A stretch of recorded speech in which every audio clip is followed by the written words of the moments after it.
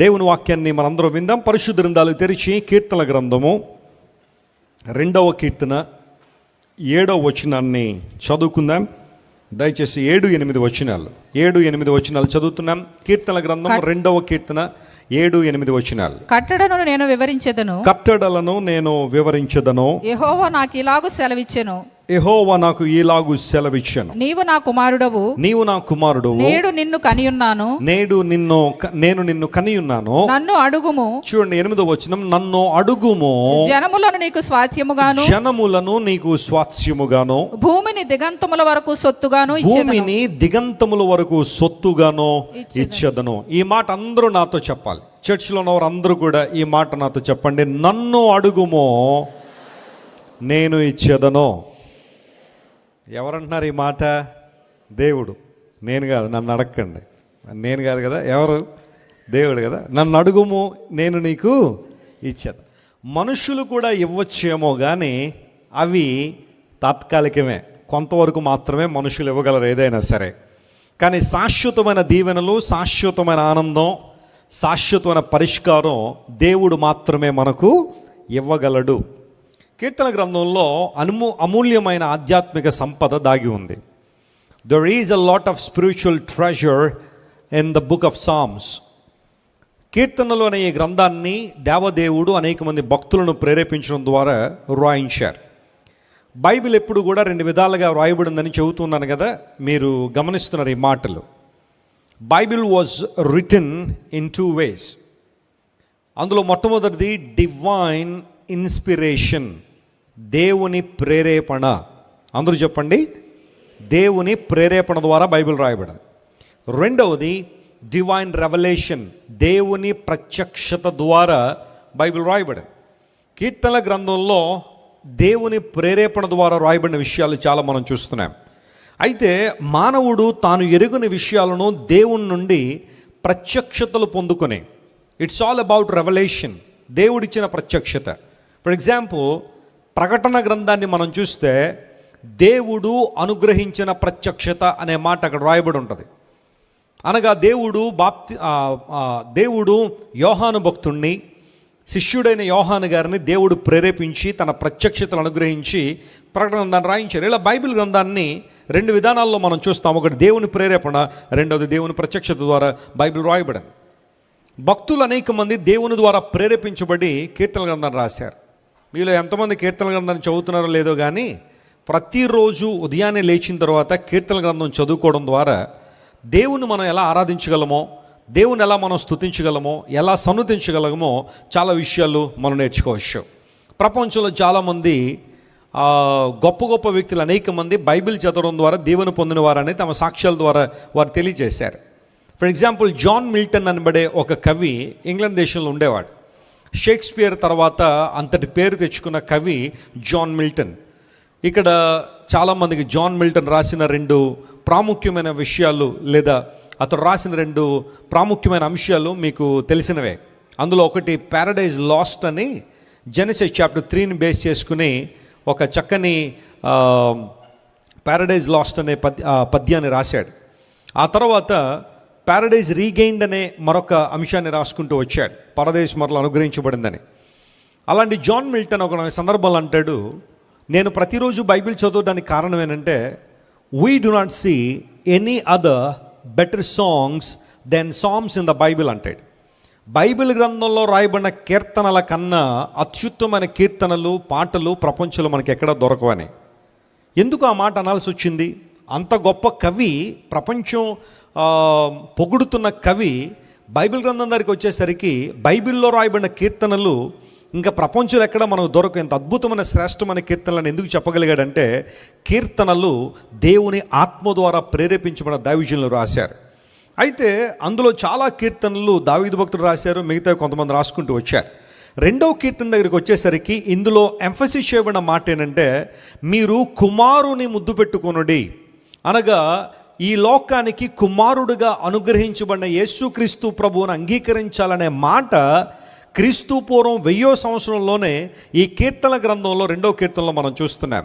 అయితే ఇప్పుడు మనం చదువుకున్న లేఖన భాగాల్లో నన్ను అడుగుము, నేను జనములను నీకు స్వాస్యముగానో భూమిని దిగంతముల వరకు సొత్తుగానో ఇచ్చేదను. నన్ను అడగండి, నేను మీకు ఇస్తాను అని వాగ్దానం చేసిన దేవుడు ఆయన. ఈ వాగ్దానం రాజకీయవేత్తలు చేస్తున్న వాగ్దానాలు లాంటివి కాదు, లేదా ప్రపంచ కుబేరులు చేస్తున్న వాగ్దానాలు లాంటివి కాదు. అడగండి మీకు ఇస్తాను అని దేవుడు వాగ్దానం చేశారు అంటే ఖచ్చితంగా దేవుడు తన వాగ్దానాన్ని నెరవేర్చే దేవుడు. అయితే దేవుని దగ్గరికి వచ్చినప్పుడు మనం ఎలా అడగాలి అన్న ప్రశ్నకు ఒక 3 విషయాలు నేను చెప్పిన తర్వాత నా అంశంలోకి వెళ్తాను, జాగ్రత్తగా గమనించండి.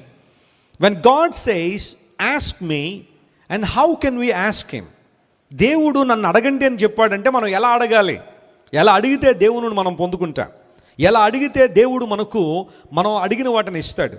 బహుశా ఇక్కడ కూర్చున్న మన అందరిలో కూడా చాలా అవసరాలు ఉన్నాయి.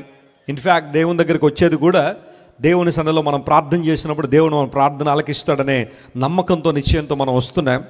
కొంతమంది ఆరోగ్యం కోసం అడిగేవాళ్ళు ఉంటే, కొంతమంది ఆర్థిక సంబంధ ఇబ్బందుల్లో అడిగేవాళ్ళు కొంతమంది ఉన్నారు, కొంతమంది ఆధ్యాత్మికంగా అభివృద్ధి పొందాలని కోరుకునే వాళ్ళు కొంతమంది, మానసికంగా దృఢపరచబడాలని వారు కొంతమంది, సమస్యలను జయించాలని అడిగేవాళ్ళు కొంతమంది. No matter what the need that we have, we all come here to ask something. మనకున్న అవసరాలు ఒకవేళ మనిషికి వ్యత్యాసంగా ఉండొచ్చేమో, కానీ మనందరం కూడా ఏదో ఒకటి దేవుని నుండి అడిగి పొందుకోవాలనే ఆశతోనే దేవుని సందుకు మనం వచ్చాం.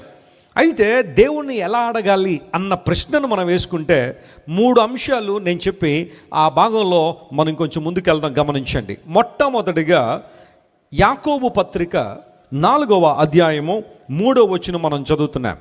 దేవుణ్ణి ఎలా అడగాలి అని ప్రశ్నించుకుంటే అక్కడ రాయబడిన మాట గమనించండి. మీరు అడిగినను మీ భోగముల నిమిత్తము వినియోగించుటకై దురుద్దేశముతో అడుగుదురు గనుక మీకేమీ దొరకట్లేదు. ఇక్కడ ఈ మాటను బట్టి పరిశుద్ధాత్మ దేవుడు మనకు నేర్పించే మొట్టమొదటి పాఠం ఏంటంటే, దేవుని దగ్గరికి వచ్చినప్పుడు మనం దురుద్దేశాలతో ఏం చేయకూడదు, అడగకూడదు. అంటే ఆ మాటను అర్థం చేసుకోవాలంటే, మంచి ఉద్దేశాలతో అడిగితే దేవుని దగ్గర మన ప్రార్థనకి ఏముంది, జవాబు ఉంది. స్తోత్రం చెప్దాం, హల్లెలూయా. ఏ ఉద్దేశంతో అడగకూడదట, మనం దురుద్దేశాలతో అడగకూడదు. అందును బట్టే మీరు అడిగినను దురుద్దేశములతో మీ భోగముల నిమిత్తం అడుగుతున్నారు కనుక మీకేమీ దొరకట్లేదు అన్నాడు. ఇప్పుడు ప్రపంచంలో చాలామంది దేవుణ్ణి అడిగేవాళ్ళు ఉన్నారు. ప్రతి ఒక్కరూ మంచి ఉద్దేశంతోనే అడుగుతున్నారా అంటే చాలామంది మంచి ఉద్దేశాలతో అడిగేవాళ్ళు కనబట్టలేదు. దురుద్దేశం ఏదో ఉందో లోపల, ఏదో రకమైన పాప సంబంధమైన క్రియలు చేయాలని, పాప సంబంధంగా ఆనందించాలని అడిగేవాళ్ళు కొంతమంది ఉంటారు. అలాంటి వారి ప్రార్థనలకు జవాబు రాదు. అలాంటి ప్రార్థనలు కూడా మనం చేయడానికి దేవుడు అనుమతించలేడు. నువ్వు అడిగింది సరిగ్గా అడుగు, నీకు ఏది కావాలో అది అడుగు, ఏది అవసరమో అది అడుగు.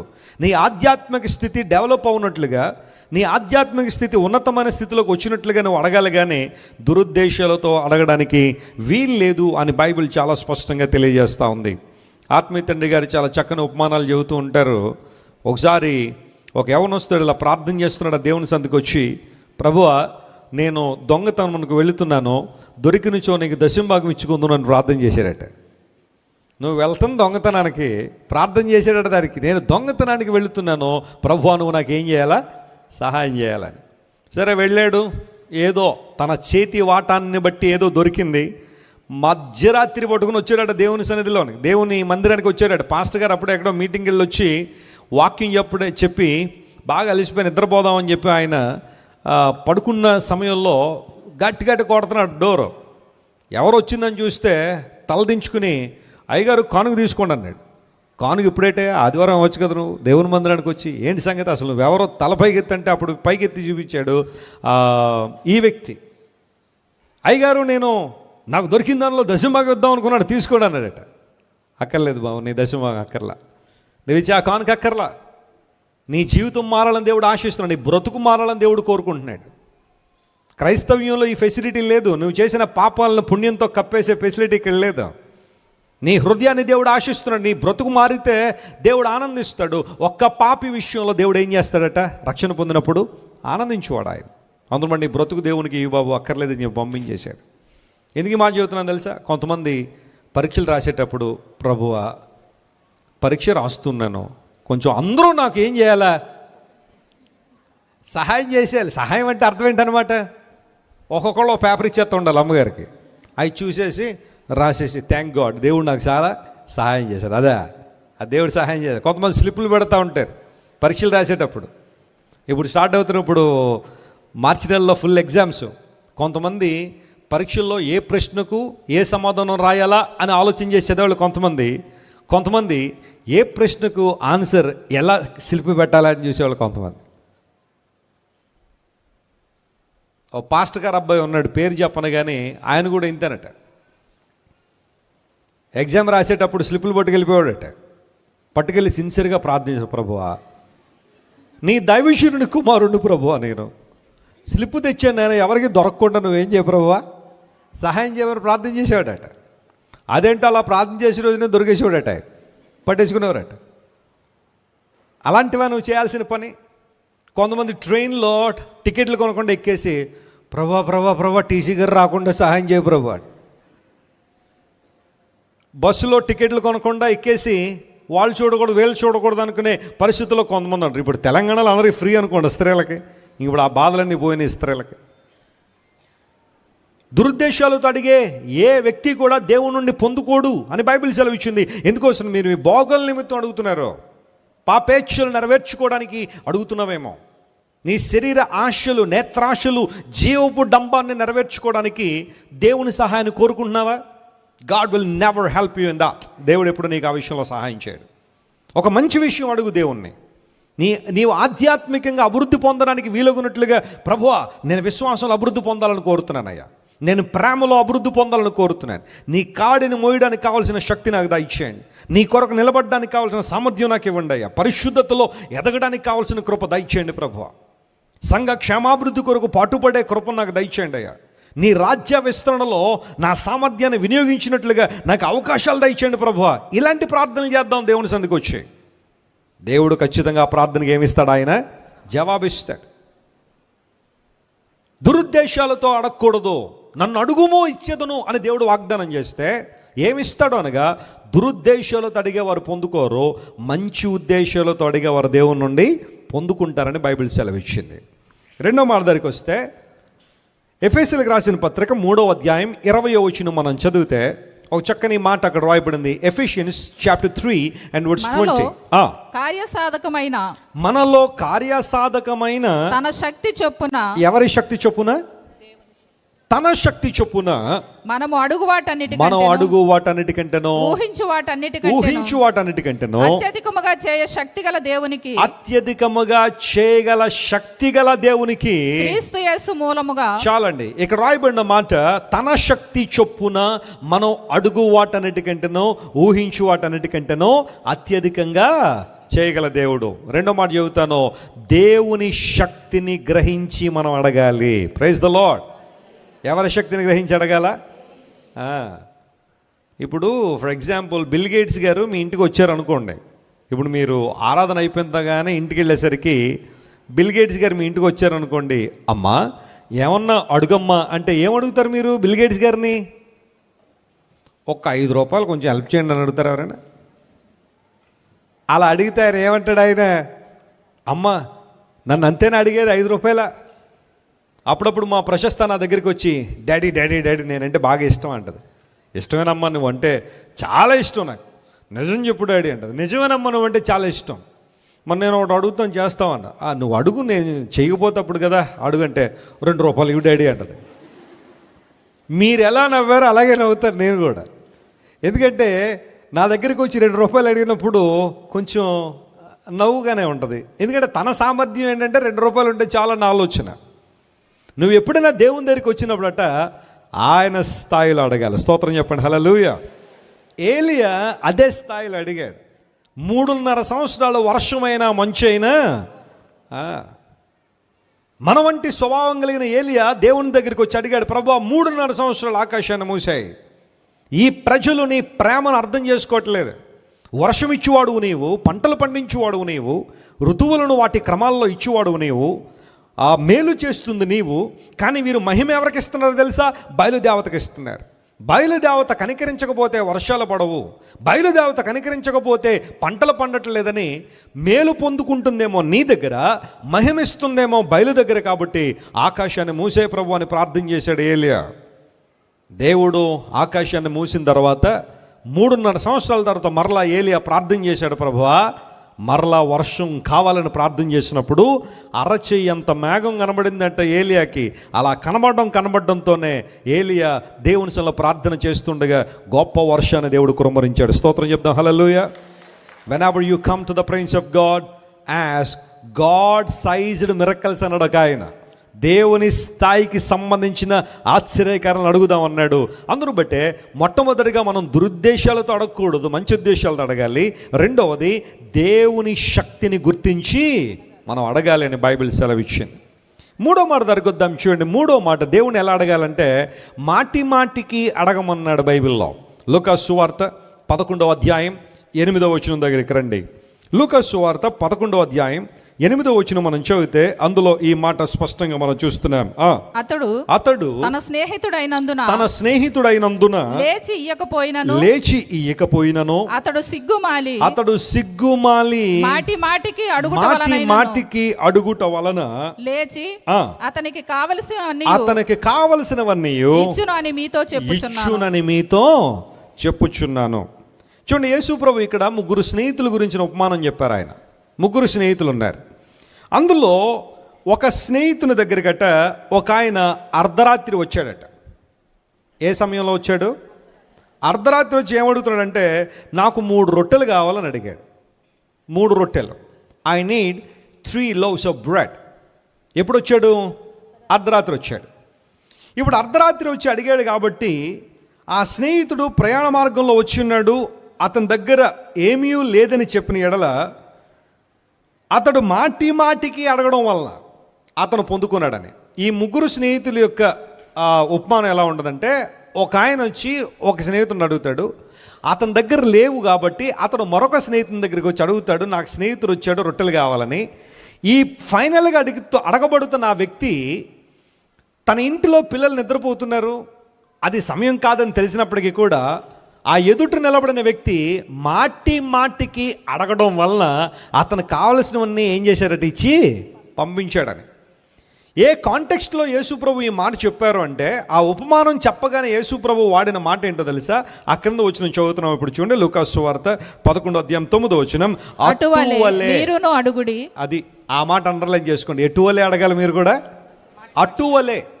ఇప్పుడు అటువలే అడగండి అంటే ఎటువలే అని ప్రశ్నించుకుంటే ఆ పైన ఉంది సిగ్గుమాలి మాటికి ఏం చేశారట? అడిగాడట.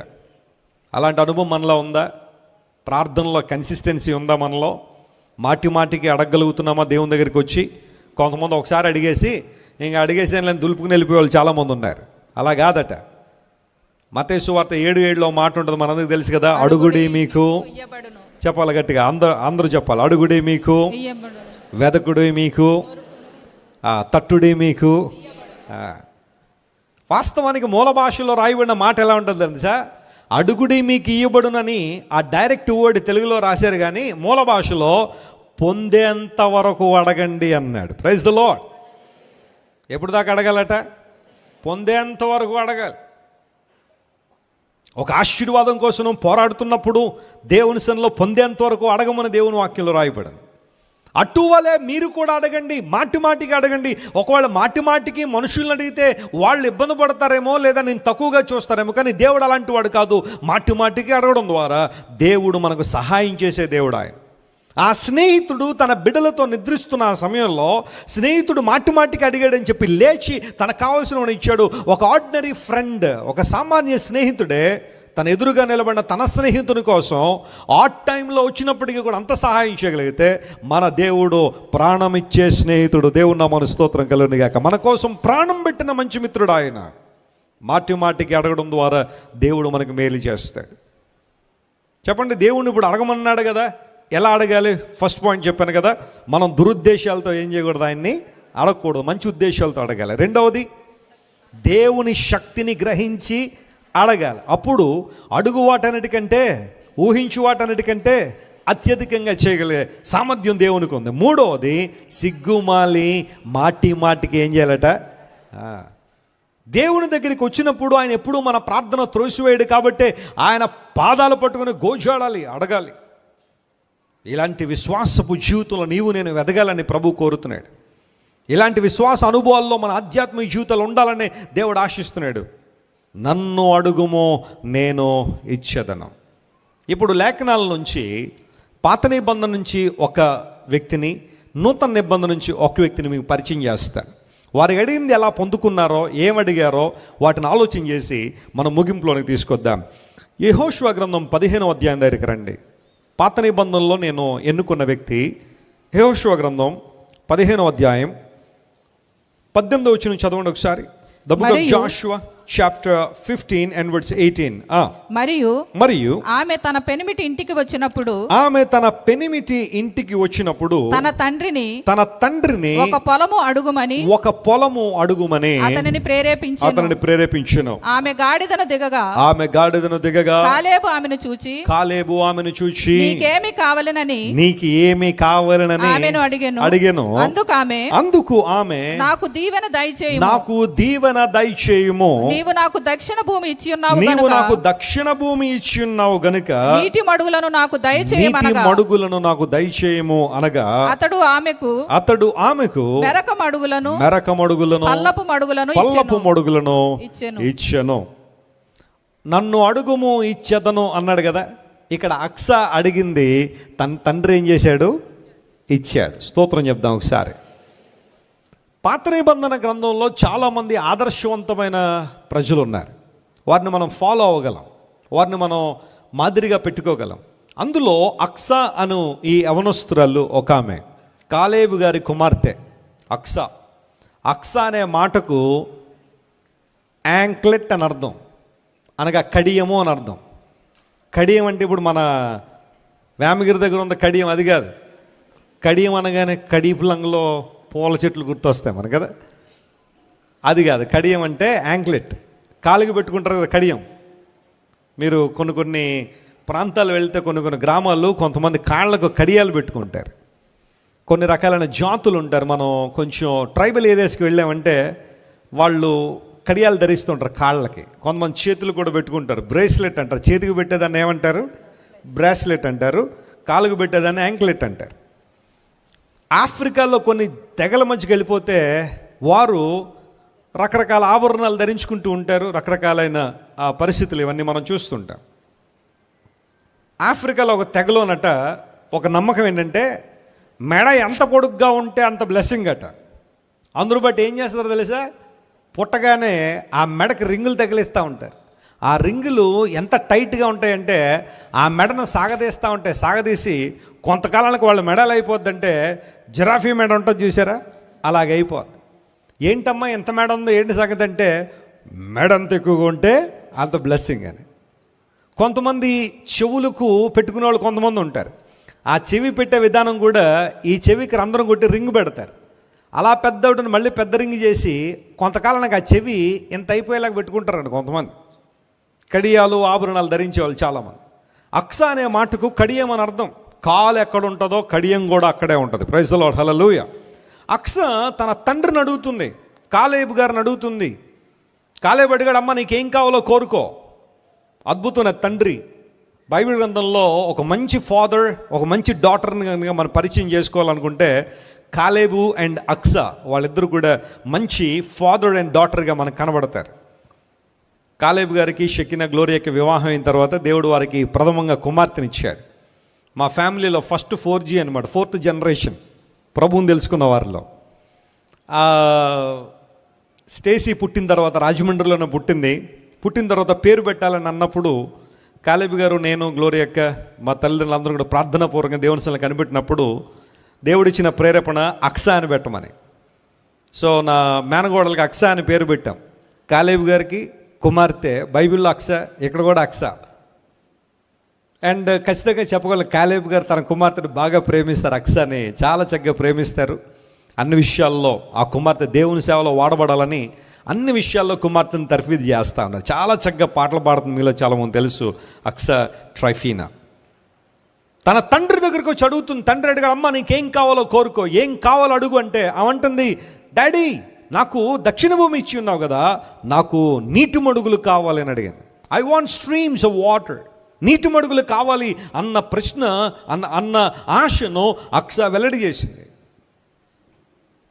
ఎప్పుడైతే ఆమె అలా అడిగిందో దైవజనుడు కాలేబు ఆమెకు మొదట మెరక మడుగులు ఇచ్చాడట, ఆ తర్వాత ఏమి ఇచ్చాడట, పల్లపు మడుగులు ఇచ్చాడట. ఎంత చక్కని ఆధ్యాత్మిక పాఠాన్ని దేవుడు మనకు నేర్పిస్తున్నాడంటే, కాలేబు గారు తన కుమార్తె అడిగినప్పుడు మొట్టమొదటిగా మెరక మడుగులు ఇచ్చాడు. అప్ స్ట్రీమ్స్ అన్నాడు ఇంగ్లీష్లో, అంటే పైనున్న ఆ మడుగులను మొదట ఇచ్చాడు, ఆ తర్వాత పల్లములో ఉన్న మడుగులు ఇచ్చాడు. ఆధ్యాత్మిక పాఠం చాలా జాగ్రత్తగా గమనించండి. ఒక వ్యక్తి యేసు ప్రభు దగ్గరికి వచ్చి ప్రభువా బ్లెస్ మీ అని అడిగితే మొట్టమొదటిగా యేసు ప్రభు మనకిచ్చే ఆశీర్వాదాలు పరసంబంధమైన దీవెనలు. దేవుని నామమున స్తోత్రం కలుగును గాక. అందును బట్టే వాటిని మెరక మడుగులు అన్నాం. అప్ స్ట్రీమ్స్ అనగా మెరక మడుగులు, ఉన్నతమైన ఆశీర్వాదాలు, పరసంబంధమైన దీవెనలు. యేసు ప్రభు దగ్గరికి ఒక వ్యక్తి ఎందుకు రావాలి అంటే పరసంబంధమైన ఆశీర్వాదాల కోసం రావాలి. యేసు ప్రభు మాకు స్వస్థత ఇస్తారండి, ఇస్తారు. కోర్టు కేసు నుండి విడుదల ఇస్తారండి, తప్పకుండా ఇస్తారు. మా బిడ్డలకు మంచి భవిష్యత్తు ఇస్తారండి, తప్పకుండా అనుగ్రహిస్తారు. యేసు ప్రభు దగ్గరికి వస్తే మేము ఒక బిల్డింగ్ కట్టుకోగలమండి, కట్టుకుంటావు. కారు కొనుక్కుంటామండి, కొనుక్కుంటావు.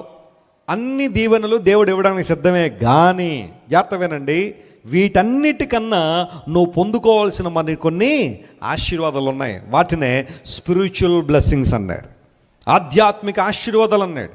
పౌలు భక్తుడు ఎఫెసీ సంఘానికి రాస్తూ 1వ అధ్యాయంలో 3వ వచనంలో ఈ మాట అంటాడు. చూద్దాం, చూడండి.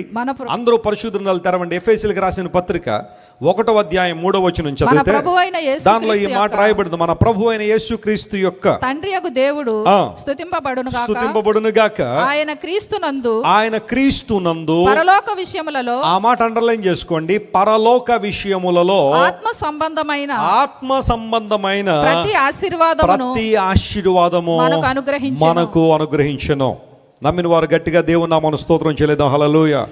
క్రీస్తు యేసునందు పరలోక విషయములలో ప్రతి ఆత్మ సంబంధమైన ఆశీర్వాదాన్ని మనకి ఏం చేశాడట, ఆయన అనుగ్రహించాడు. ఆయన అనగా యేసుక్రీస్తు ప్రభువుని సొంత రక్షకునిగా అంగీకరించిన ఆ క్షణమే నువ్వు పరలోక సంబంధమైన ఆధ్యాత్మిక ఆశీర్వాదాల్లో నువ్వు పాలుభాగస్తులై ఉన్నావు.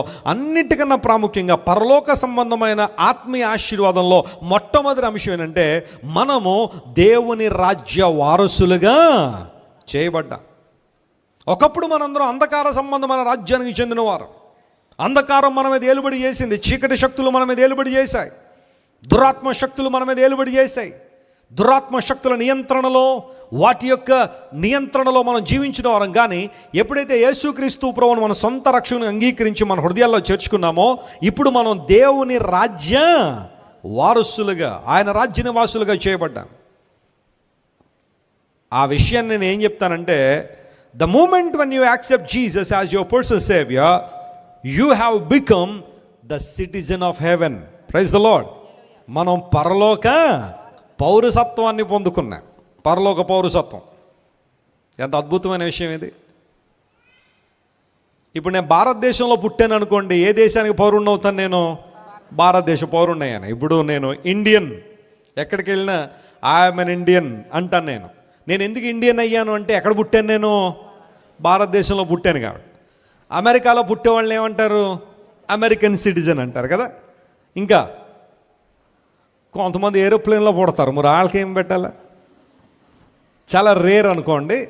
కొంతమంది యూజువల్గా 6 months దాటిన తర్వాత ఫ్లైట్ ఎక్కనివ్వరు విదేశాలకు, ప్రాముఖ్యంగా. ఎందుకోసం? ఆఫ్టర్ 6 months కానీ 7 months కానీ ఒకవేళ ఫ్లైట్లో ఏదైనా అయితే, ఇబ్బంది అయితే మెడికల్ అసిస్టెన్స్ దొరకదు కాబట్టి అంత ఈజీగా ఎక్కనివ్వరు. పైగా ఆ వచ్చే దేశస్తులు కూడా, వాళ్ళు కూడా వీళ్ళని రిసీవ్ చేసుకోవడానికి సంసిద్ధత ఉందో లేదో తెలియదు కాబట్టి హెల్త్ కండిషన్స్ అన్నీ చూసుకుంటేనే కానీ ప్రయాణం చేయడానికి అంత ఈజీగా గర్భిణీ స్త్రీలని అలౌ చేయరు. అయితే కొంతమంది ఏదో విధంగా కన్విన్స్ చేసో ఏదో చేసో ఫ్లైట్ ఎక్కేసిన తర్వాత కొంతమందికి అకస్మాత్తుగా నెలలు నిండకుండానే నొప్పులు రావడం, లేకపోతే డెలివరీ రావడం జరిగినప్పుడు ఒకవేళ ఫ్లైట్లో పుట్టారు అనుకోండి, మొట్టమొదటి అవకాశం ఏంటో తెలుసా? కరెక్ట్గా ఫ్లైట్ ఏ దేశం మీద ఉందో ఆ దేశ పౌరసత్వం ఇచ్చేలా ప్రయత్నం చేస్తాడు. ఆ ఫ్లైట్ ప్రస్తుతానికి జర్మనీలో ఉందనుకోండి పైన, బహుశా ఆ పౌరసత్వం. ఏ దేశంలో పుడితే ఆ దేశానికి పౌరసత్వం. ఈరోజు ప్రపంచ ఎకానమీ అంతా కూడా కొంచెం అతలాకుతలంగా ఉంది కాబట్టి చాలా దేశాలు ఇన్వెస్ట్మెంట్ వీసా అని చెప్పి ఒకటి ఇస్తున్నారు. ఆ ఇన్వెస్ట్మెంట్ వీసా అంటే అర్థం ఏంటంటే, ఎవరైనా వేరే దేశస్తులు వారి దేశంలో ఇన్వెస్ట్ కనుక చేస్తే, డబ్బులు కనుక తీసుకొస్తే వాళ్ళకి ఆ దేశ పౌరసత్వాన్ని ఇవ్వాలనే ఆలోచన. అమెరికాలో ఈరోజు అలాంటి ఫెసిలిటీ తీసుకొచ్చారు. వాస్తవంగా గ్రీన్ కార్డ్ అమెరికాలో రావాలి అంటే 10 సంవత్సరాల పైన, 12-13 సంవత్సరాలు పడుతుంది. అంత లేకుండా ఎవరైనా గనక $1 మిలియన్ గనక, ఒక 8 కోట్ల రూపాయలు గనక ఎవరైనా అమెరికా గనక తీసుకెళ్ళి అక్కడ ఇన్వెస్ట్ చేస్తే ఆ ఫ్యామిలీ అంతటికి గ్రీన్ కార్డ్ ఇస్తున్నారు ఇప్పుడు. ఆ విధంగా వారి ఎకానమీ పెంచుకోవాలని. అలాగే ఆస్ట్రేలియాలో ఉంది, వాళ్ళు ఈ మధ్యన తీస్తారనుకోండి. ఇంకా అన్ని దేశాల్లో కూడా ఆ ఇన్వెస్ట్మెంట్ వీసా కాన్సెప్ట్ ఉంది. ఇంత డబ్బు తీసుకెళ్తే వాళ్ళు పౌరసత్వం ఇచ్చేస్తున్నారు. వాస్తవంగా ఏ దేశంలో పుడితే ఆ దేశ పౌరసత్వం ప్రజలకు వస్తున్నట్టుగానే దేవుని రాజ్యంలో నువ్వు పుడితే, తిరిగి నువ్వు జన్మించగలిగితే, దేవుని మాటకు లోబడి, సువార్తకు లోబడి, దేవుని మాట నీకు అందించబడినప్పుడు సువార్తకు నువ్వు లోబడి నీ జీవితాన్ని ప్రభువుకు అప్పగించగలిగితే, మనం ఏ దేశానికి పౌరులమయ్యామంటే పరలోకరానికి పౌరసత్వాన్ని దేవుడు మనకిచ్చాడు. ఆ దేశ పౌరసత్వాన్ని పొందుకున్న మనము, నిత్య రాజ్యం కొరకు జీవిస్తున్న మనము ఆ ఉద్దేశాల కోసం జీవించాల్సిన వారమే ఉన్నాం. మనం ఉండేది ఈ లోకంలో కావచ్చు, ఈ భూమి మీద కావచ్చు, కానీ మన ఉద్దేశాలు దేవుని రాజ్యానికి, దేవుని రాజ్య విస్తరణ కోసం. మీ పౌరస్థితి పరలోకమందు ఉన్నదని పౌలు భక్తుడు చెప్పినట్టుగా, పర సంబంధమైన ఆశీర్వాదాల్లో మొట్టమొదటిది ఏంటంటే నిత్య జీవాన్ని దేవుడు మనకు ఉచితంగా అనుగ్రహించాడు. మనలో ఏ ఒక్కరైనా పరలోక రాజ్యంలో స్థలాన్ని డబ్బులు పెట్టి కొనుక్కున్నామా? ఖచ్చితంగా కాదు. అలా కొనాలంటే మన వల్ల అవుద్దా? బంజారా హిల్స్లో 100 గజాలు కొనాలంటే రావట్లేదు ఇప్పుడు కదా. హైదరాబాద్లో కోకాపేట అని ఉంది, అక్కడ ఎకరం 200 కోట్లట. చెప్పండి ఎంతంట? మనకు ఆయన ఎవరు అన్నారు, పెద్ద ఏం కాదండి, 200 కోట్లు అండి అన్నాడు. కోకాపేటలోనే అంత ఖరీదు ఉంటే పరలోక రాజ్యంలో స్థలానికి దేవుడు డబ్బులు పెడితే ఎవరు కొనగలరని. నిత్యరాజ్యంలో బంగారంతో కొనేది కాదు, వజ్రాలతో కొనేది కాదు, డబ్బులు పెట్టి కొనేది కాదు. ఒక వ్యక్తి పరలోక రాజ్యం చేరుకోవాలంటే హృదయం ఇస్తే చాలన్నాడు. దేవుడు నామమున స్తోత్రం కలుగును గాక. గివ్ మీ యువర్ హార్ట్, నీ హృదయాన్ని నాకు ఇవ్వు నా కుమారుడా, నీ నుండి నేను అడుగుతుంది అదే. ఎవరైతే తమ హృదయంలో దేవునికి చోటిస్తారో, పాప పశ్చాత్తాపాన్ని పొందుతారో, రక్షణానుసారమైన, వాక్యానుసారమైన రక్షణ విషయంలో నిర్ణయం తీసుకుంటారో, అలాంటి వారు పరలోక రాజ్య పౌరుషులుగా పౌరసత్వాన్ని పొందుకున్నారు. వారు పరలోక రాజ్య పౌరులుగా జీవిస్తూ ఉన్నారు. ఆత్మ సంబంధమైన ఆశీర్వాదాలు దేవుడు మనకి ఇస్తున్నాడు. పరసంబంధమైన దీవెనలో ప్రేమతో నింపబడడం, పరిశుద్ధతలో ఎదగడం, దేవుని స్వరాన్ని వినగలగడం, పరిశుద్ధాత్మ దేవునికి నియంత్రణలో ఆయన యొక్క మార్గములో ప్రయాణం చేయడం, ఈ భూమి మీద దేవుని రాజ్య విస్తరణ కోసం జీవించడం, మన ఆశలు, మన ఉద్దేశాలు, మన కోరికలన్నీ కూడా దేవునికి సంబంధించినట్టుగా ఉండడం అనేది ఎంత ప్రాముఖ్యమైన అంశం. కాలిఫోర్నియాలో ఒకసారి నేను దేవుని వాక్యం చెప్పడానికి వెళ్ళి ఒక సభలో దేవుని వాక్యం అందించిన తర్వాత ఎవనొస్తూ నన్ను కలుసుకున్నాడు. వెస్లీ గారు మీతో ఒక మాట చెప్పాలన్నాడు. బాబుడు చెప్పన్నాను. అమెరికా వచ్చి రావడంతో నాలో ఒక కోరిక ఉండేదండి. అదేంటంటే నేను చచ్చిపోయే లోపల 500 కోట్ల రూపాయలు సంపాదించాలన్న ఆలోచనతో వచ్చానండి అమెరికా. ఎన్ని కోట్లట? మళ్ళీ 1-2 కాదట, 500 కోట్ల రూపాయల టార్గెట్. నేను చచ్చిపోయే లోపల 500 కోట్లు సంపాదించాలా, అందుకు గాను చాలా లగ్జరీ లైఫ్ నేను లీడ్ చేయాలా, ఈ భూమి మీద నేను చాలా అత్యధిక ధనవంతుడిగా ఉండాలని 500 కోట్ల రూపాయలు సంపాదించాలని తపనతో అమెరికా వచ్చానండి. ఈరోజు మీ వాక్యాన్ని విన్నాను. మానవ జీవితం యొక్క లక్ష్యం ఏంటి, మానవ జీవిత గమ్యం ఏంటి అనే విషయం మీద మీరు మాట్లాడారు. ఇప్పుడు నాకేమనిపిస్తుందంటే, నేను చచ్చిపోయే లోపల 500 కోట్ల రూపాయలు కాదండి, ఒక 5గురిని దేవుని కోసం సంపాదించగలిగితే చాలా అనిపిస్తుంది అన్నాడు. దేవుని నామమున స్తోత్రం కలుగును గాక. ఒక 5గురిని ప్రభు కోసం నేను సంపాదించగలిగితే, సత్యములో కొంతమందిని స్థిరపరచగలిగితే అంతకన్నా ఆధిక్యత మరొకటి లేదు. అంటే ఆ వ్యక్తి ఏం గుర్తించాడంటే, ఈ భూమి మీద 500 కోట్ల సంపాదించడం కన్నా ఒక 5గురిని ప్రభు కోసం సంపాదించడం మిన్న అని గుర్తించాడు. Praise the Lord. అది ఆత్మ సంబంధమైన దీవెనలు పొందుకోవడం అంటే. మన తపన ఇప్పుడు దేని మీద? మన ఆలోచన ఎప్పుడు దేని మీద? మన గొడవలన్నీ దేనికోసం?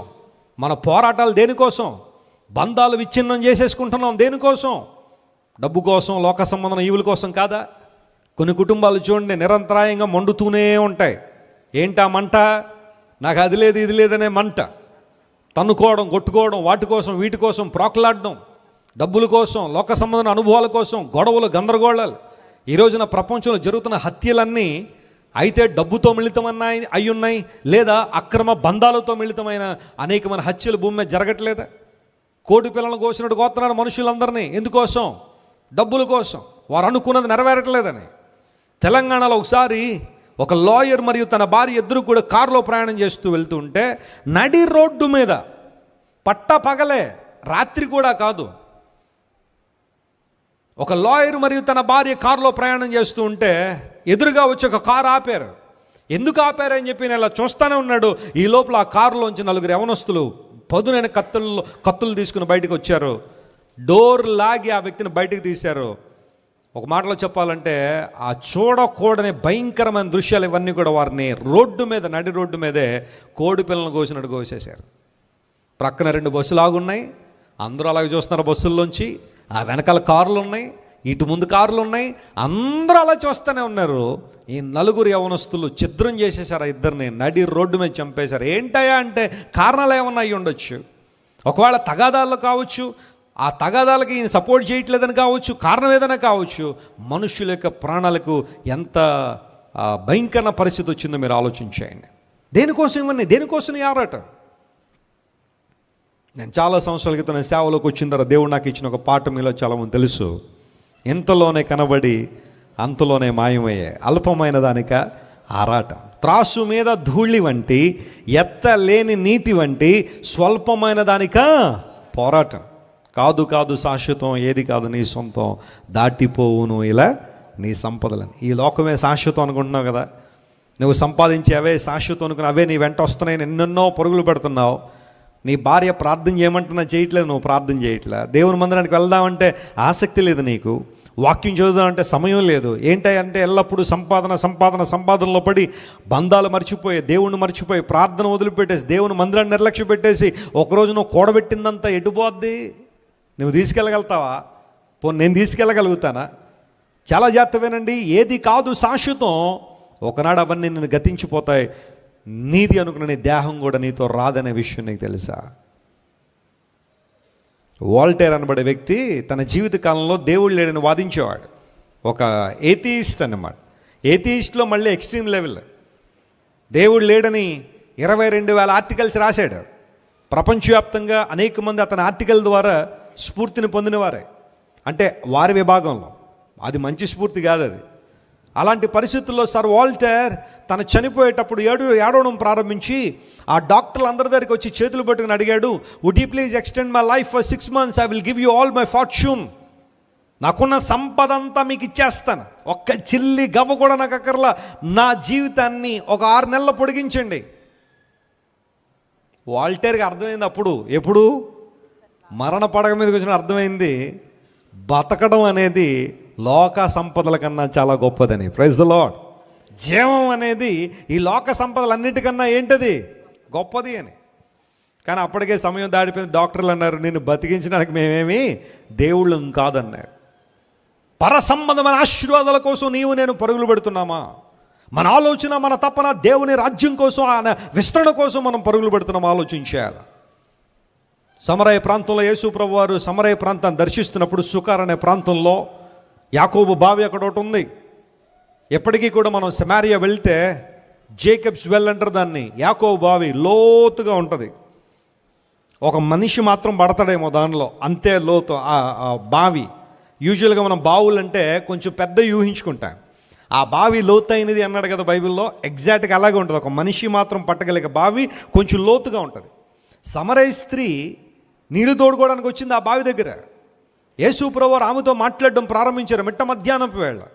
యూజువల్గా ఆ ప్రాంతంలో బహుశా మిగతా స్త్రీలు ఎవరు అప్పుడు ఎందుకు లేరు అంటే, ఆ గ్రామంలో అందరూ ఉదయకాలమో సాయంకాలమో నీళ్ల కోసం వచ్చి తమ పనులు తాము చేసుకున్నారు. కానీ ఈమె మధ్యాహ్నం వేళ వచ్చింది ఆ బావి దగ్గరికి. బహుశా ఆమెకున్న ఆశలు వేరు కావచ్చు. ఆమెకున్న ఉద్దేశాలు వేరు కావచ్చు. ఆ బావి దగ్గర ఆమె ఎందుకు ఉంది అంటే, బహుశా ఈ సమయంలో ఎండవేళ కొంతమంది బాటసారులు, యాత్రికులు నీళ్ల కోసం వారి బావి దగ్గరికి వస్తారు కాబట్టి వాళ్ళతో మాట కలిపి తన కోరికలు నెరవేర్చుకోవాలని ఆశ బహుశా ఆమెలో ఉందేమో. వచ్చింది ఆ టైంలో. యేసుప్రభు వారు ఆ ప్రాంతానికి వెళ్ళి, అమ్మా దాహానికి ఇస్తావా? ఆ మాట అడగగానే ఆమె అంటుంది, నీవు యూదుడు కదా, మేము సమరయులం కదా, మీకు మాకు వైరం ఉంది కదా, నీవు ఈ ప్రశ్నను ఎలా అడగలుగుతున్నావు? యేసుప్రభువుతో మాట్లాడిన తర్వాత ఆమె జీవితాన్ని అంతా బహిర్గతం చేశారు. నేనిచ్చి నీళ్లు త్రాగువాడన్నాడు, దప్పికొండని యేసుప్రభు చెబితే, మరి ఆ నీళ్లు నాకు ఇచ్చేయచ్చు కదా అని అడిగితే ప్రభు అన్నాడు, నీ పెనిమిటిని తీసుకురా, నీ భర్తను పట్టురమ్మా. ఆమందే, నాకు భర్త లేడన్న. ప్రభు ఏమన్నాడు? భర్త లేడంటే అవునమ్మా అన్నాడా? ఆమె జీవితాన్ని బయట పట్టుకొచ్చాడు. నీకు 5 భర్తలు ఉన్నారు, ఇప్పుడున్నవాడు నీవాడు కాదు. ఆ మాట వినగానే సమరయ స్త్రీ యేసుప్రభుని ఎప్పుడూ చూడలేదు, యేసుప్రభు ఆమెను ఎప్పుడూ చూడలేదు. ఒక స్ట్రేంజర్ ఆమె జీవితాన్ని అంతా చెప్పేస్తుంటే ఈమెకి ఎలా ఉంటుంది చెప్పండి? ఎవరైనా నా గురించి చెప్పారా? ఈయన మా ప్రాంతవాసి కూడా కాదు కదా, ఇంత యాక్యురేట్గా నా గురించి ఎలా చెప్పగలుగుతున్నాడు? గుర్తించింది, నేను చేసినవన్నీ నాతో చెప్పిన క్రీస్తు ఈయన కాడ. హృదయ రహస్యాలు ఎరిగిన దేవుడు, హృదయాన్ని అంచనా వేయగలిగిన దేవుడు, మానవ జీవితాన్ని ఉన్నదొన్నట్టుగా చూడగలిగిన దేవుడు ఆయన. నేను అనుకుంటాను సమరయ స్త్రీని యూజువల్గా మనం ఒక నెగిటివ్గానే పోర్ట్రే చేస్తాం ఎప్పుడు కూడా. ఆమె 5 భర్తలతో ఉండేది, 6వ వాడు ఉన్నాడు, ఇంకా అతను ఆమెకి చెందినవాడు కాదని చాలాసార్లు మనం మాట్లాడతాం. కానీ ఒక దైవజనుడు ఆమె నిస్సహాయతను గురించి వర్ణించడం మొదలుపెట్టాడు. ఒకసారి నేను చదివాను. ఆమె ప్రేమ కోసం ఎంత తప్పించిపోతుంది అంటే, 5 భర్తల్ని పెళ్లి చేసుకుంది నిజమైన ప్రేమ కోసం, కానీ ప్రతి ఒక్కడు ఆమె డిసప్పాయింట్ చేస్తూనే ఉన్నాడు. ఎంత నిస్సహాయ స్థితిలో ఆమె ఉండుంటుందో, ఎంత భయంకర పరిస్థితిలో ఉందో. ఆఫ్ కోర్స్ ఆమె చేసిన పనిని ఏ ఒక్కరు సమర్థించట్లేదు, కానీ ఆమె ఇతను కాకపోతే మరొకడు కాకపోతే మరొకడని ప్రేమ కోసం, ఆదరణ కోసం, ధైర్యం కోసం వెతికింది. కానీ 5 ఆమెను అప్పటికి డిసప్పాయింట్ చేసేసారు. నిస్సహాయతలో ఉంది. ఒక ప్రక్కన మోసపోయిన పరిస్థితి, ఒక ప్రక్కన అక్రమమైన జీవితం, ఒక ప్రక్కన భయంకరమైన లోకానుసారమైన జీవితం.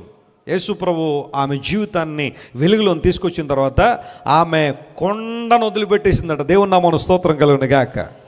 యేసయ్యతో స్నేహం ప్రారంభించగలిగితే కొండలను వదిలేస్తాం. స్తోత్రం చెప్పండి. హల్లెలూయా.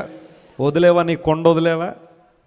తమ్ముడు, కళ్ళు కొండ వదిలేవా? నువ్వు ఇంకా వదలలేదు ఆ కొండ కదా. సాయంకాలం అయిపోగానే వెళ్తున్నావు కళ్ళు దుకాణం దగ్గరికి, మళ్ళీ ఏమంటున్నావు? నేనండి యేసుప్రభువుని అంగీకరించాను. ఏం అంగీకరించావు? ఇంకా ఆ కళ్ళు కొండ వదిలిపెట్టలా. ముసలమ్మ ముచ్చట్లన్నా కొండ వదిలిపెట్టాము మనం ప్రభు దగ్గరికి వచ్చిన తర్వాత, వదిలిపెట్టలా. ఆ గాసిపింగ్ అనేది కొంతమందికి ఎంత ఇష్టం అంటే, ఎవరి గురించైనా మరొకరు ఎవరైనా చెబుతూ ఉంటే ఎంత ఆనందం వేసేస్తుందో కొంతమందికి, ఎంత సంతోషపడిపోతారో. ఒకసారి స్కూల్లో టీచర్ అడుగుతుందట అబ్బాయిని, అరే బాబు, ఓ ప్రాంతంలో ఒక మహిళ 1 గంటలో 40 చపాతీలు తయారు చేయగలిగితే 4 మహిళలు ఎన్ని చేయగలుగుతారని అడిగిందంట. 4 40, ఒకళ్ళు 40 అంటే 4 ఎన్ని చేయాలా? 160. వాడన్నాడు ఏమీ చేయరన్నాడు. అదేట ఏంటి ఏం మాట్లాడుతున్నావు అంటే, మరి అంతేకాదు 4 చేస్తే అక్కడ ఏం పని ఉంటుందంటే, వాళ్ళు మాట్లాడుకోవడం పనేం చేస్తారండి. మీరు కాదులేండి, మామూలు చెప్తున్నా. బయట ఒక స్త్రీ 1 గంటలో 40 చపాతీలు చేస్తే 4 స్త్రీలు ఎన్ని చేస్తారు? 0. ఎందుకంటే ఇక్కడ 4 మాట్లాడుకోవడమే సరిపోదు, కానీ చపాతీలు ఎవరు చేస్తారు అక్కడ? ముసలమ్మ ముచ్చట్లు. ఆ కొండ ఇంకా నువ్వు వదిలిపెట్టలేదు. అక్రమ బంధం అనే కొండ వదిలిపెట్టలేదు నువ్వు. అబద్ధాలనే కొండ వదిలిపెట్టలేదు. మోసయుక్తమైన పనులు, మోసయుక్తమైన ఆలోచనలు, వ్యర్థమైన చూపులు, చేతలు, క్రియలనే కొండలు వదిలిపెట్టలేదు. కానీ సమరయ స్త్రీ చేసిన పని ఏంటో తెలుసా? యేసయ్య ఆమె జీవితంలోకి రాగానే కొండను వదిలిపెట్టేసిందట. స్తోత్రం చెప్పండి. హల్లెలూయా. ఏ గ్రామంలోంచి అయితే బయటకు వచ్చి తన పాపపు వాంఛలు తీర్చుకోవాలనుకుందో, కొండను వదిలేసి గ్రామంలో పరిగెత్తి అందరితో చెబుతా ఉంది, నేను చేసినవని నాతో చెప్పిన క్రీస్తు ఈయన. గ్రామం ఎక్కడికి వచ్చారు? యేసయ్య దగ్గర తీసుకొచ్చింది ఆమె. ప్రభు ప్రేమను వారు రుచించగలిగారు, ప్రేమ మాధుర్యాన్ని వారు తెలుసుకోగలిగారు. కారణం ఏంటో తెలుసా? సమరయ స్త్రీ ఆధ్యాత్మికమైన దీవెనలు పొందుకుంది, భారం కలిగి ఉంది. తనలాంటి వారు మీకు అనుగ్రహించబడతాయి. నాన్నగారు అమ్మ ఇద్దరు కూడా దేవుని సేవ రాజమండ్రిలో ప్రారంభించినప్పుడు కేవలం ఇద్దరితోనే పరిచర్య ప్రారంభించబడిందనే మాట మీరు చాలాసార్లు విన్నారు కదా. ఆ తర్వాత ఇద్దరు నలుగురు అయ్యారు, నలుగురు ఎనిమిదిగురు అయ్యారు. అలా దేవుడు అభివృద్ధి చేసుకుంటూ వచ్చారు. ఒకసారి తండ్రి గారు తల్లిగారు ఇద్దరు కూడా ఒక రోడ్లో వెళ్తుంటే ఇంట్లోంచి భయంకరమైన శబ్దాలు వినబడుతున్నాయి, అరుపులు, కేకలు. ఏంటి శబ్దాలు, కేకలు అని చెప్పి అక్కడ నిలబడి చూస్తే ఆ ఇంటామె ఇంట్లో ఉన్న వాళ్ళందరినీ కూడా చితకబాతుంది. ప్రాముఖ్యంగా భర్తను భయంకరంగా కొడతా ఉంటే ఆ వ్యక్తి అటు ఇటు పడిపోతున్నాడు. సరే, కొడతా ఉంటే ఆ వ్యక్తి అటు ఇటు పడిపోతున్నాడు. సరే, ప్రార్థన చేద్దాం, ఈ స్థితి ఏంటో తెలుసుకుందాం. లోపలికి వెళ్ళేసరికి ఆమె పరిస్థితి బాగాలేదు. మరి ఎవరైనా అయితే ఆమెను చూడగానే కళ్ళిరు పడిపోతారేమో, కానీ దేవుని సేవకులు ఆమె చూసే పరిస్థితి ఎలా ఉందో తెలుసా? నోటి నిండా కుంకుమ, పసుపు ఇవన్నీ నోటి నిండా వేసేసుకుని, తల నిండా వేసేసుకుని భయంకరమైన రూపం అరుస్తూ ఉంది దురాత్మ బట్టి. ఆ పరిస్థితిలో భర్తను కొడతా ఉంటే వెళ్ళి దూరం దూరం పడిపోతున్నాడు ఆయన, అరుపులు, కేకలు. దగ్గరికి వెళ్ళిన తర్వాత ఆమె తల మీద చేసి ప్రార్థన చేశారు ఆత్మీయ తండ్రి గారు. దురాత్మను గద్దించారు. విడిచి వెళ్ళిన తర్వాత అప్పుడు ఆమె ప్రభువుని వెంబడించడం మొదలుపెట్టింది. అంతకుముందు ఆమె చేసే పని ఏంటంటే అందరికీ సోది చెప్పేది. ఆమె సోదే తెలుసు కదా మీకు. ఇప్పుడు సోది చెప్పేవాళ్ళు కొంచెం తక్కువ అయ్యారు, కానీ ఇదివరకు చాలా ఎక్కువ మంది రోడ్ల మీదకి వచ్చి సోది చెప్తాం అనేవారు. ఆ సోది చెప్పించుకునేవాడు కొంతమంది. వెంటనే ఇంట్లో ఎందుకంటే భర్త ఎక్కడికో డ్యూటీకి వెళ్ళేవాడు, స్త్రీలు ఇంట్లో ఇంకా ఇలాంటి వాళ్ళందరినీ పిలిచి ఆ సోది చెప్పించుకుంటూ ఉండేవారు. ఆ సోదిలో ప్రప్రథమంగా మనుషుల యొక్క బలహీనతలని వారు గుర్తుపట్టి వాటినే ఆసరాగా చేసుకునేవారు. ఈమె ఇంట్లోకి ఎంటర్ అవ్వగానే అమ్మ ఒక చేట నిండా బియ్యం పట్టురమ్మ అనేవారు. తీసుకొచ్చేవారట. తీసుకొచ్చి ముందు పెట్టిన తర్వాత ఆ బియ్యాన్ని అటు ఇటు కదువుతూ ఈమె రకరకాలుగా ప్రవర్తిస్తూ మాట్లాడుతూ నీకు చాలా కష్టాలు ఉన్నాయన్న. అసలు ఎంత బాగా చెప్పారండి. అసలు ఎవరైనా చెప్పారంటే ఇప్పటిదాకా నాకు కష్టాలు ఉన్నాయని ఎవరికి తెలిసిపోయినాయి? అవి ఎవరి కష్టాలు లేని వాళ్ళు ఎవరున్నారు చెప్పండి? చిన్న పిల్లోని కదిపిన వాడికి ఎన్ని కష్టాలు ఉన్నాయి ఈ రోజుల్లో. నీ కష్టాలు ఉన్నాయనగానే ఈమెకు నమ్మకం కుదిరేసి నిజంగా కష్టాలు అనగానే ఇలా దగ్గరికి రా అంటది. ఇప్పుడు అసలైన గేమ్ స్టార్ట్ అవుద్ది అనమాట. ఆ గేమ్ ఏంటో తెలుసా? నీకు కష్టాలన్నీ మీ భర్త తరపోళ్లే అనుకున్నాను, నా భర్త తరపోళ్ళ నుంచి అనుకున్నాను. ఈరోజు కన్ఫర్మ్ అయిపోయింది. ఎవరు చెప్పారు? ఈమె చెప్పింది. అసలే భర్త తరపోళ్ళు అంటే పడదు ఈమెకి. భర్త తరపు నాన్నంటే పడదు, అమ్మంటే పడదు, తోడుకోళ్ళు ఆడపడుచుంటే పడదు, ఆ ఇంట్లో వాళ్ళు ఎవరన్నా పడదో. ఈ మాటకి ఇంకా ఆమె కోపం వచ్చి నాకు తెలుసు వాళ్ళే నా కుటుంబాన్ని పాడు చేస్తున్నారని ఇంకా చెప్పాను. కానీ ఇంక అక్కడి నుంచి ఎమోషనల్ బ్లాక్మెయిలింగ్ చేస్తారనమాట. అలా చేసి వశపరుచుకుంటారు వాళ్ళు. వశీకరణం చేసి వాళ్ళ వైపు త్రిప్పుకొని అక్కడి నుంచి ఇంక రోజు ఒక్కసారి దొరకగానే ఇంక రోజు ఆ ఇంటికి వచ్చి ఆ ఇంట్లో ఏదో ప్రతిఫలాన్ని పొందుకోవాలని, ఆఖరిగా వెళ్ళేటప్పుడు ఈ సమస్యలన్నీ పోవాలంటే, ఇబ్బందులన్నీ పోవాలంటే ఇదిగో ఇది కట్టుకో అని చెప్పి ఒకటిస్తారు. నేను అడిగాను, అమ్మ ఏదో ఇస్తామంట కదా కట్టుకోవడానికి, ఆ లోపల ఏదో మహిమగల బూడిదేదో ఉంటుందంట. ఏదంటే ఎవరికి చెప్పనంటే చెప్తానండి వెస్లీ గారు అన్న. అది కొంచెం కష్టమే కానీ ముందు చెప్పారు నన్ను. ఆమె చుట్ట తాగే అలవాటు ఉంది.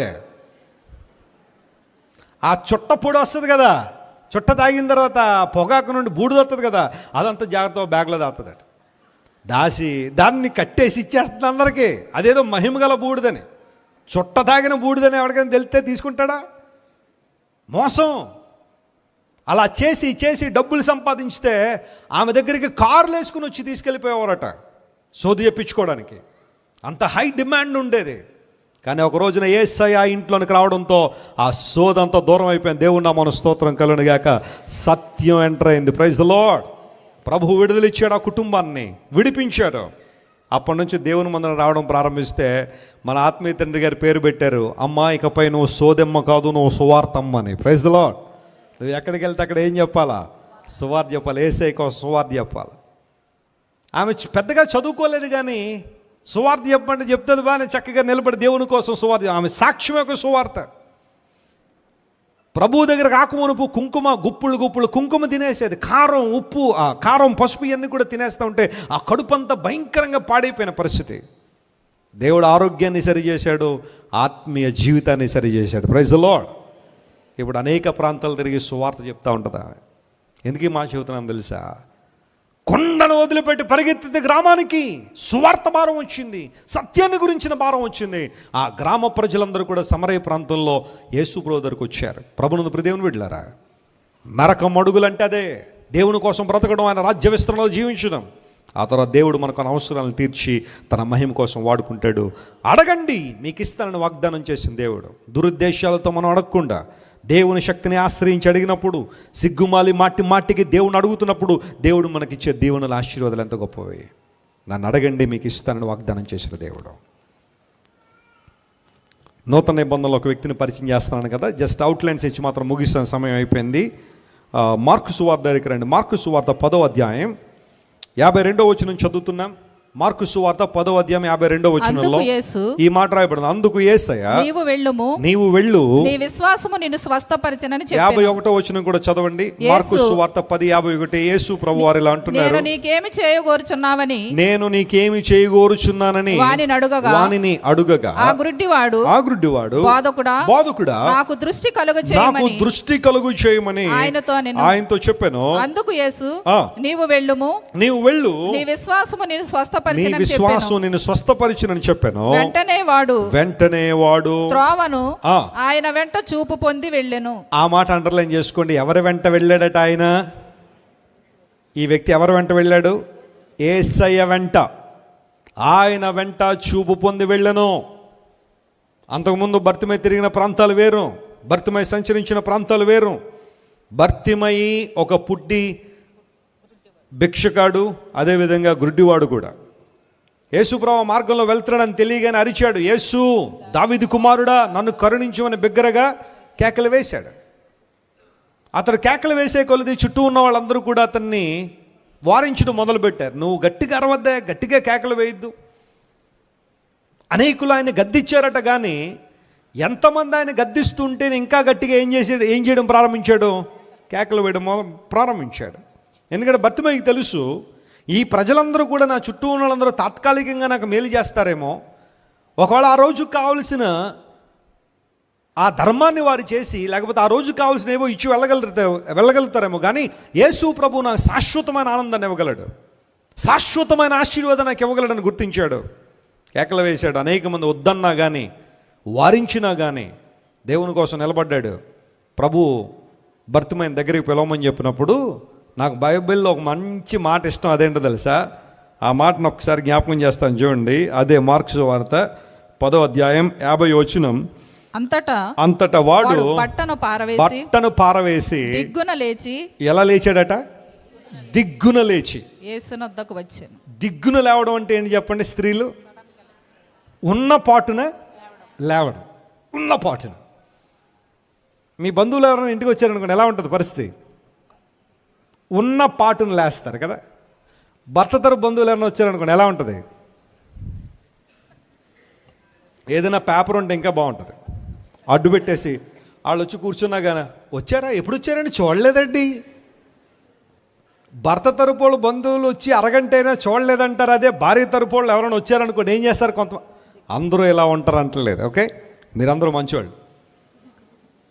యూజువల్గా బయట సమాధానం గురించి మాట్లాడుతున్నాను నేను. భార్య తరపు వాళ్ళు ఎవరైనా రాగానే దిగ్గున లేచి, ఈరోజు మీరు మా ఇంటికి రావడం మాకు చాలా ధన్యం, మా ఇల్లు పావనం అయిపోయిందంటే.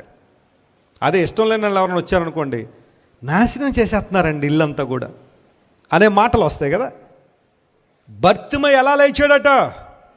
ప్రభువు నేను పిలుస్తున్నాడనే వర్తమానం రాగానే ప్రభు దగ్గరికి ఒక్క అడుగులో వచ్చేసాడు. దిగ్గున లేచి వచ్చాడు. నువ్వు వస్తున్నావు ప్రభు దగ్గరికి? అలా ప్రభు పిలుస్తున్నాడు, తన స్వరాన్ని వినిపింపజేస్తున్నాడు, తన సేవకుల ద్వారా నీతో మాట్లాడుతున్నాడు. నువ్వు లేవాలి, దేవుని కార్యాలు జరిగించాలి, పాప సమాన బంధకాల నుంచి విడుదల పొందాలి, ప్రభు ఇచ్చే స్వాతంత్రాన్ని, ఆయన ఇచ్చే ప్రేమను అనుభవించాలి, పరిశుద్ధాత్మ సంరక్షణలు ఎదగాలని దేవుడు నీకు పిలుపునిచ్చినప్పుడు దిగ్గున లేచే అనుభవం ఉందా?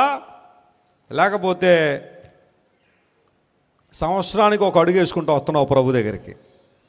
ఒక కామంటది, నేను ఇదివరకండి రోజుగా 6 సీరియల్ చూశానండి, ఇప్పుడు 3 అండి. మరి ఆ 3 అయ్యే లోపల పరిస్థితి ఎలా ఉంటుందండి? ఈ లోపల ప్రభు వచ్చేస్తాడేమో అంటే ఈమె దిగ్గున రాట్లా దేవుని దగ్గరికి ఎలా వస్తుంది? ఒక్కో స్టెప్ వేసుకుంటూ వస్తుంది, సంవత్సరానికి ఒకటి.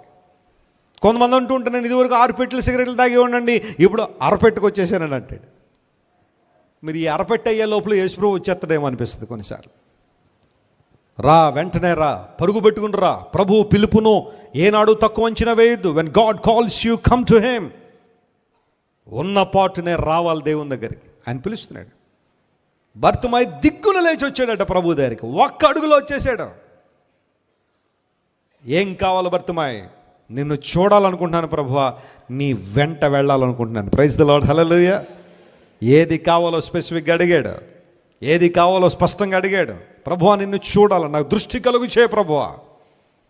ప్రభువారు నీ విశ్వాసం నిన్ను స్వస్థపరిచినని, వాస్తవంగా స్వస్థపరిచింది ఆయన అయినప్పటికీ కూడా మన విశ్వాసానికి ఏమి ఇచ్చాడు ఆయన?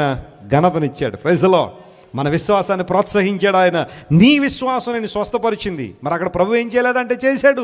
చేసేదంతా ఆయనే, స్వస్థత ఇచ్చింది ఆయనే, విడుదలిచ్చింది ఆయనే, అద్భుతం చేసింది ఆయనే. కానీ మన విశ్వాసాన్ని గణపరుస్తున్నాడు యేసు ప్రభు. నీ విశ్వాసం నేను స్వస్థపరిచింది.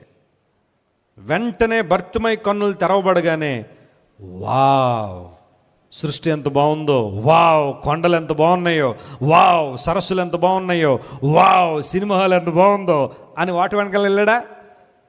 యేసయ్యను చూడగానే, ప్రభువా ఇప్పుడు నువ్వు ఎక్కడికి వెళ్తే అంటే నీ వెనకాలే నీ సాక్షిగా జీవిస్తాను. Praise the Lord. అడుగుమో ఇచ్చేదను. ప్రభువా నా నేత్రాలు తెరవండి, ఆయన నా జీవితకాలం అంతా నన్ను వెంబడించేవాడుగా ఉండాలి. అడుగుదామా దేవుణ్ణి అలా?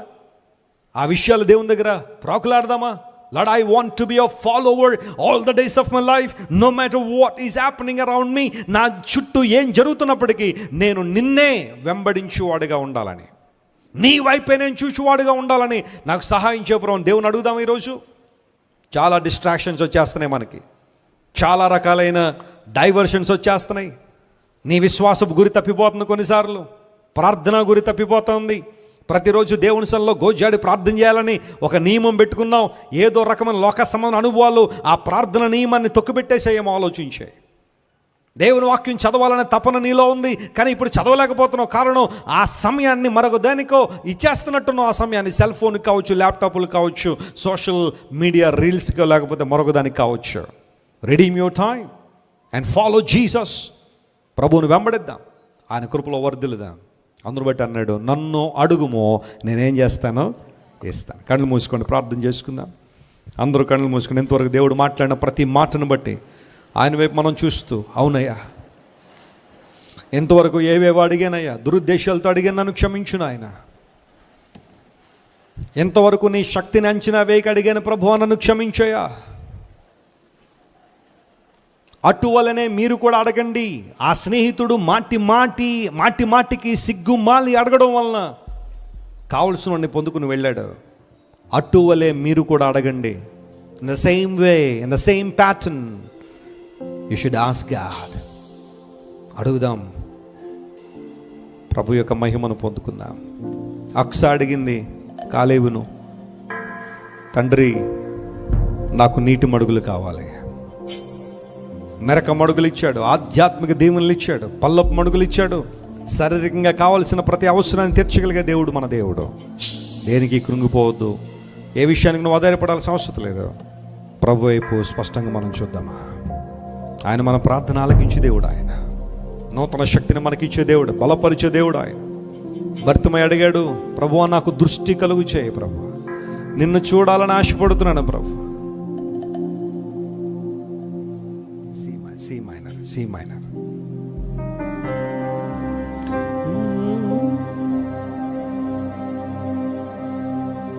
ఇమ్మానుయేలైనా నా దైవం నీవేగా, ఇమ్మానుయేలైనా నా దైవం నీవేగా. యేసయ్యా నిన్ను చూడాలని ఆశ, యేసయ్యా నిన్ను చేరాలని ఆశ. యేసయ్యా నిన్ను చూడాలని ఆశ, యేసయ్యా నిన్ను చేరాలని ఆశ. అందరూ ఉన్నారని అంత నా వారని,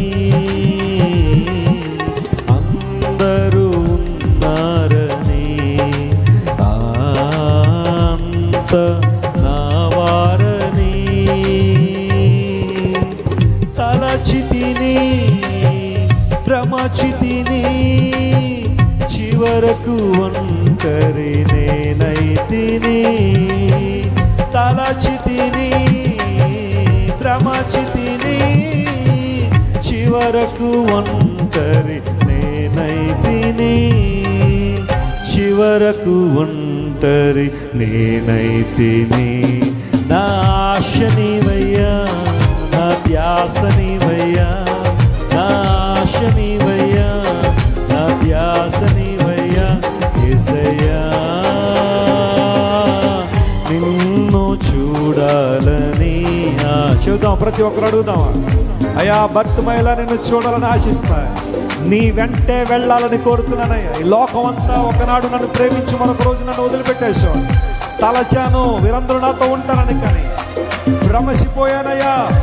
ఈరోజు నీవే నా ధైర్యము, నీవే నా ఆశ, నీవే నా శ్వాస నాయన.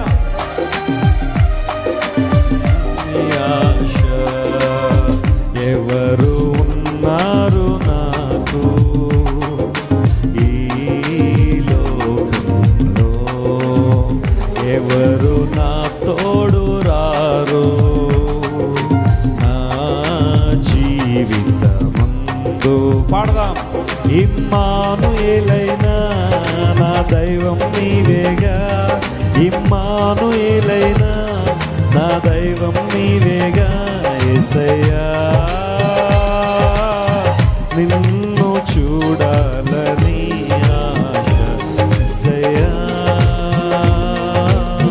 నిన్ను చేరా. చివరిసారిగా ప్రతి ఒక్కరూ పాడదాం. ఎవ్రీవన్. యేసయ్యా నిన్ను చూడాలని ఆశ, యేసయ్యా నిన్ను చేరాలని ఆశ.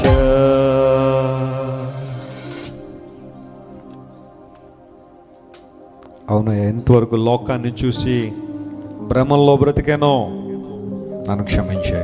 నీ స్వరాన్ని విని దిగ్గున లేచి నీ దగ్గరికి రావాలని ఆశపడుతున్నానయ్యా. నీ వెంట నడిచే భాగ్యం నాకు దయచేయమని అడుగుదామా? ప్రేమగల తండ్రి, ఇంతవరకు నువ్వు మాట్లాడిన ప్రతి మాటను బట్టి నీకు స్తోత్రాలు. నన్ను అడుగుమో ఇచ్చేదను అని వాగ్దానం చేశావు. ఆ వాగ్దాన నెరవేర్పును అక్సా తన జీవితంలో చూసింది, బర్తిమయ్య తన జీవితంలో అనుభవించాడు. ప్రభువా, మేము అడిగినవన్నీ పొందుకోవాలని ఆశ అయితే మాలో ఉంది, కానీ చాలాసార్లు దురుద్దేశాలతో అడుగుతున్నాం. మమ్మల్ని క్షమించండి అయ్యా. నీ శక్తిని గ్రహించక అడుగుతున్నాం. మమ్మల్ని క్షమించయ్యా. మాటి మాటికి అడగలేకపోతున్నాం. మమ్మల్ని క్షమించు ప్రభువా. ఆ స్నేహితుడు సిగ్గుమాలి మాటి మాటికి అడగడం ద్వారా తనకు కావలసినవన్నీ పొందుకుని వెళ్ళాడు. అయ్యా, ఈరోజు నీవే మా ధైర్యము, నీవే మా ఆశ్రయం, నీవే మా దిక్కు, మా సమస్తం నీవే ప్రభువా. నీ ప్రేమలో మేమందరం ఎదగడానికి సహాయం చేయండి. పెట్టిన వాక్యాన్ని అనేక మందిలో మీరులే పటిష్టపరచండి నాయన. నూతన కృపనివ్వండి. ఘనత, మహిమ, ప్రభావములు నీకే ఆరోపిస్తూ యేసయ్య నామం పేరిట అడిగి వేడుకొనుచున్నాము తండ్రి. ఆమేన్.